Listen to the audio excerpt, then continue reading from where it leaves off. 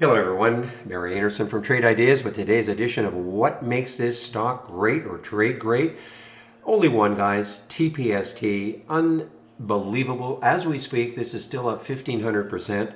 So this is a stock that closed yesterday at $25. You can see it had some post-market action, got all the way up to $1.19. Had some news about some kind of a cancer drug, I do believe. But look what it did in the pre-market. It looked to me like, okay, this is over. Underneath $1 again. Tried again, maybe up to $1. Got underneath $1 again.